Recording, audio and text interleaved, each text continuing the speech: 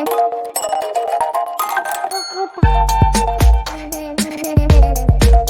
Everyone, इस video में बात कर लेते हैं general insurance corporation of India की as an GIC Re quickly analysis देख लेते हैं। चैनल को लाइक एंड सब्सक्राइब करना मत भूलिएगा। तो जिन स्टॉक में आप देख रहे होगे आज एक अच्छा मोमेंटम बनते हुए नजर आया, बिकॉज 20 डे ईएमए का कुछ सपोर्ट के ऊपर स्टॉक ने एक तेजी पकड़ ली।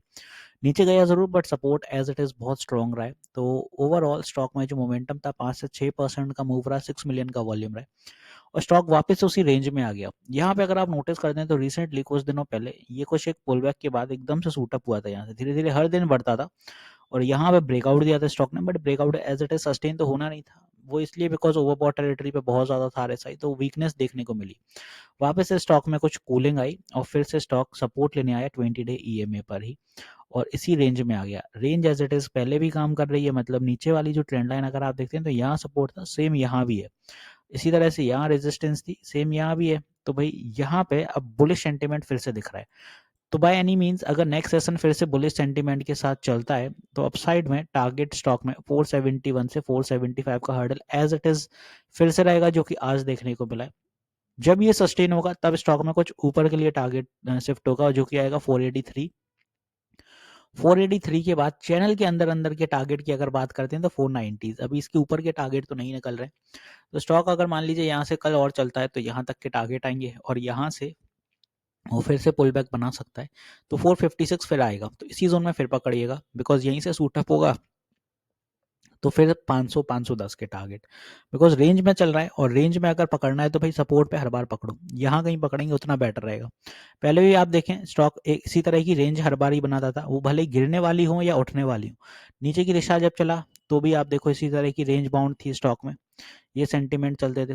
पहले यहाँ से भी अगर चलता था स्टॉक तो अपसाइड पोटेंशियल में कुछ ये अपने रेंज बाउंड सेंटीमेंट्स चलते थे।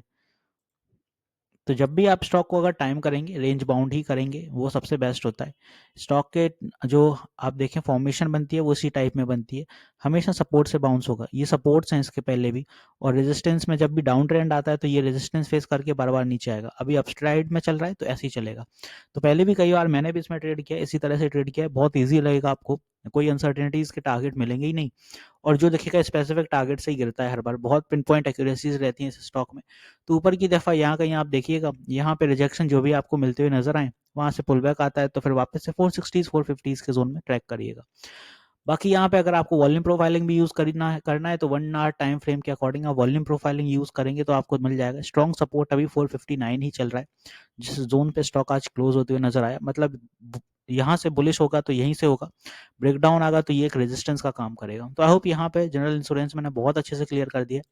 डेली टाइम फ्रेम पे आरएसआई वापस से अप ट्रेंड में जा रहा है तो एक सूटअप रेंज फिर से देखने को मिल सकती है, जो कि as it is breakout zone तो वही रहेगा 500, उसके पहले तो कुछ है नहीं। 1 आवर टाइम फ्रेम की बात जरूर कर दें तो ओवरऑल ऊपर से कुछ वीकनेस जो आई है यहाँ पे 460 के करीब आए, तो यहाँ पे कुछ अगर सबसाइड हो जाए 450 ये सस्टेन कर जाए तो फिर से सूटअप हो जाएगा। Weekly time frame as it is overbought के बाद फिर से एक बार कोशिश हो रही है कि भाई आरएसआई उसी जोन की तरफ एक्सेलरेट हो जरूर रहा है, बट एज इट इज अगर सस्टेन नहीं करता है 475 तो ऊपर की दिशा भूल जाइए, कंसोलिडेट कर जाएगा स्टॉक। तो जितनी भी पॉसिबिलिटीज बनती थी स्टॉक में मैंने सारी आपको बता दी हैं। तो मिलते हैं नेक्स्ट वीडियो में। This is me Shubham Yadav signing off.